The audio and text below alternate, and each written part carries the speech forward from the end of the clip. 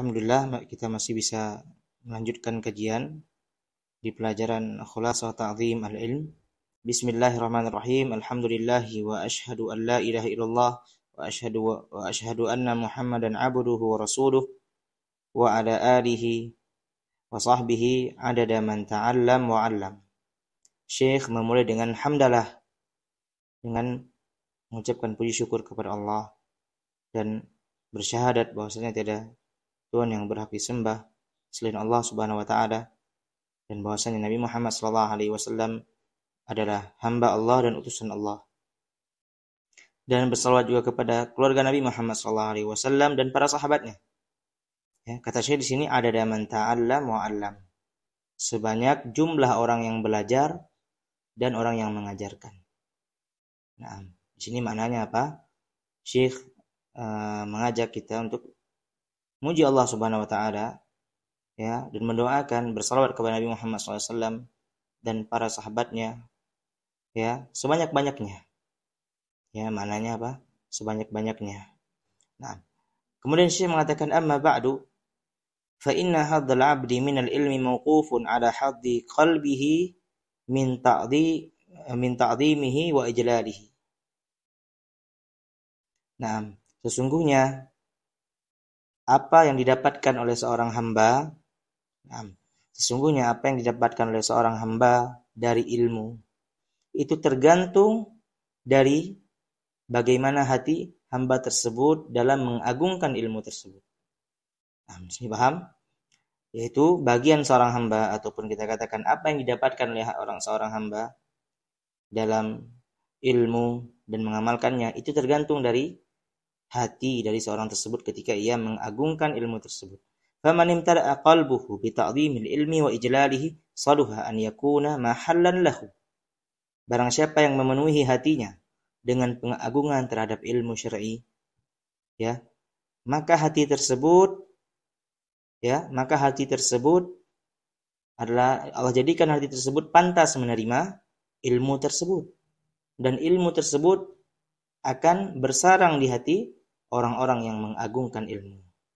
Orang yang mengagungkan ilmu.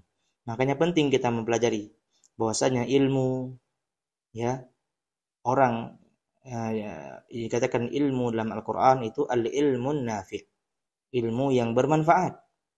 Nah, ilmu yang bermanfaat. Banyak orang yang belajar ilmu, ya, banyak orang yang belajar ilmu. Nah, banyak orang yang belajar ilmu namun tidak mengamalkan ilmunya. Nah, terkadang dikarenakan ana lihat di sini, ya, di tayangan langsung ada apa? Insyaallah, ya. Baik, kita lanjutkan.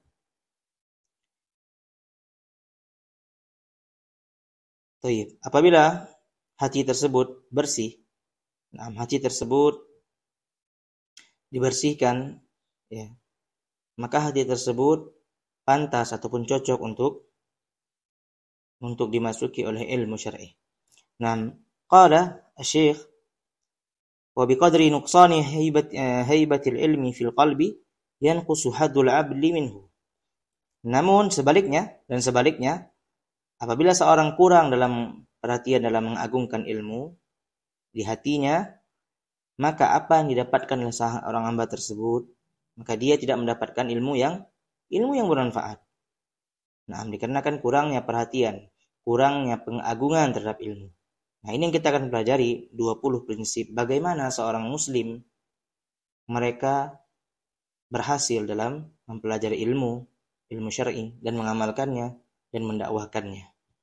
Nah, semua itu tergantung dari bagaimana seorang hamba mengagungkan ilmu tersebut. Nah, kemudian saya mengatakan hatta yakuna minal qulubi qalbun laisa fihi syai'un minal ilm.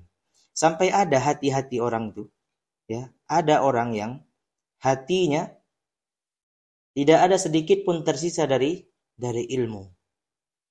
Nah, hidup di kalangan orang yang berilmu. Namun kenapa ada yang sama sekali tidak menuntut ilmu, sibuk dengan dunianya? Nah, dikarenakan apa? Hatinya.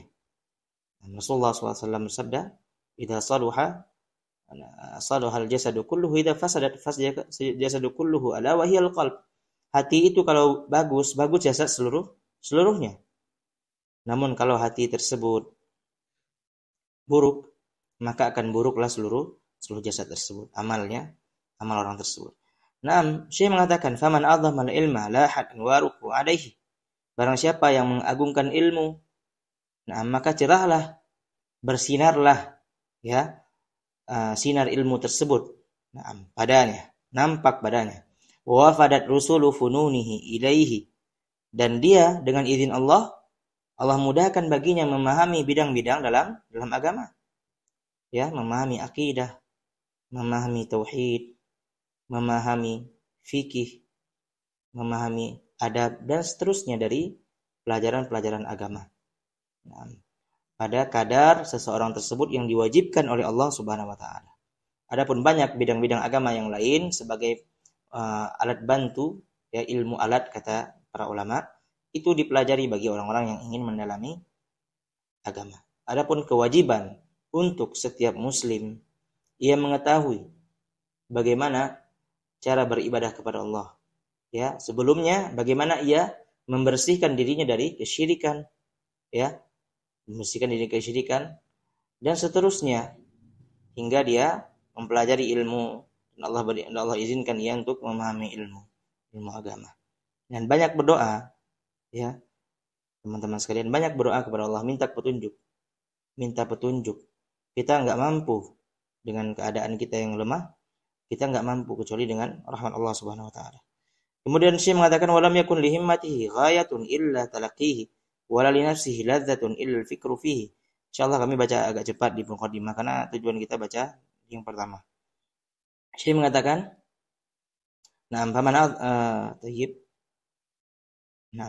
apabila seseorang telah mengagungkan ilmu, kata Syekh, tidaklah ada di hati dia ataupun keinginan dia, tekad dia, kecuali untuk mempelajari ilmu tersebut. Setelah dia mengagungkan ilmu, ia tahu keutamaan ilmu, ia tahu bagaimana bedanya orang yang berilmu dengan orang yang tidak berilmu, dan ia tahu bahwasanya Allah memerintahkan kita mempelajari, berilmu dulu sebelum beramal. Nah, disitulah timbul rasa kecintaan dia kepada ilmu, dan tidak ada yang ingin ia lakukan kecuali untuk menempuh ilmu tersebut. Wala li nafsihi ladzatun illa al-fikru fihi, dan ia tidak mendapatkan kenikmatan pada dirinya kecuali dalam hal ilmu.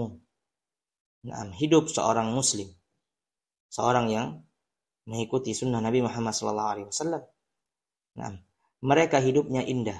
Nabi Muhammad SAW bersabda, "Ajaban li amril mu'min, inna amrahu kullahu lahu khair, wa laysa dzalika illa lil mu'min.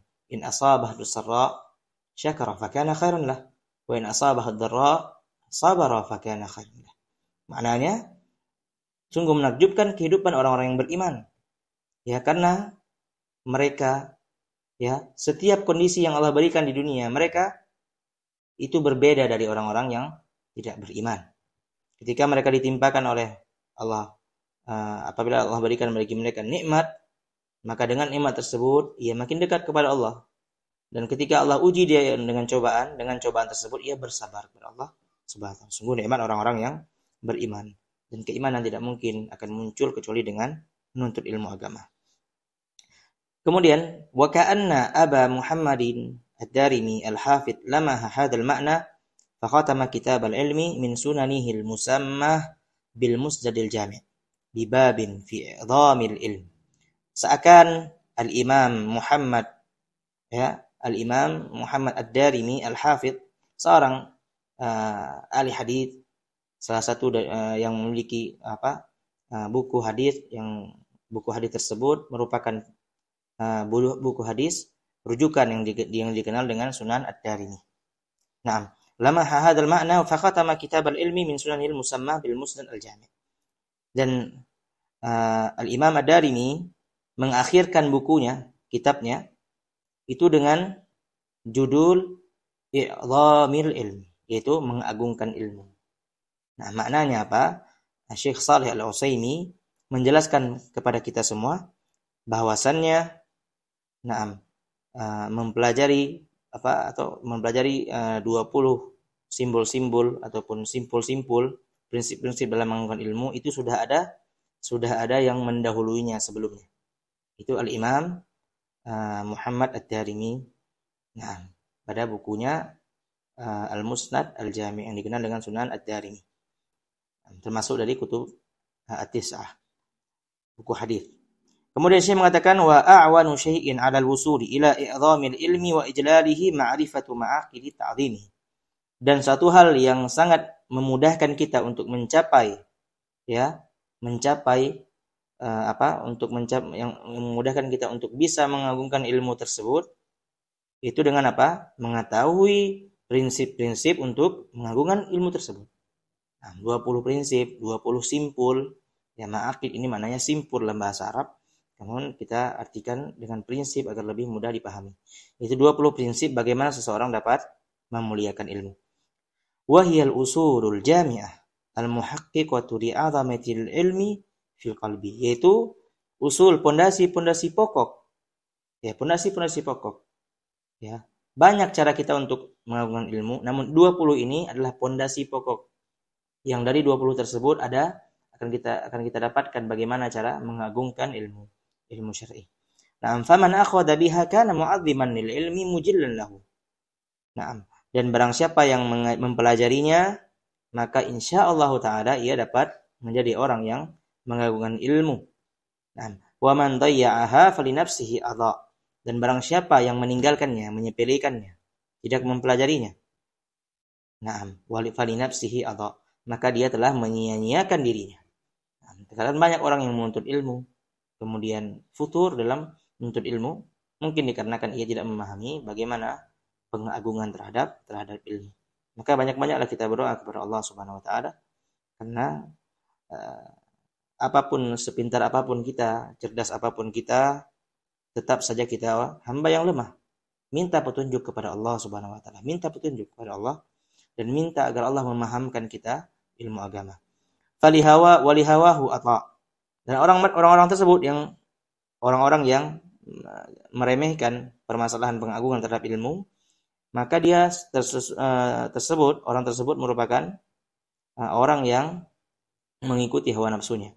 Fala yalumanna in fatara anhu ila nafsahu, kata Syekh, dan janganlah dia orang tersebut yang menyia-nyiakan, yang menganggap remeh, yang tidak mau mempelajari bagaimana cara mengagungkan ilmu. Apa kata Syekh? Janganlah ia mencela apabila dia futur, berhenti dari menuntut ilmu, ya, fatara itu artinya futur, berhenti dari menuntut ilmu, illa nafsahu. Salahkanlah dirinya. Ini Syekh mengambil dari hadis Nabi Muhammad sallallahu alaihi wasallam, fala yalumanna illa nafsahu. Janganlah kalian menyalahkan kecuali diri kalian sendiri. Kemudian Syekh mengatakan yadaka aukata wa fuka nafakha. Nah, ini ada kisah tersendiri ya. Yadaka aukata wa fuka nafakha. Ini seorang yang mengikat,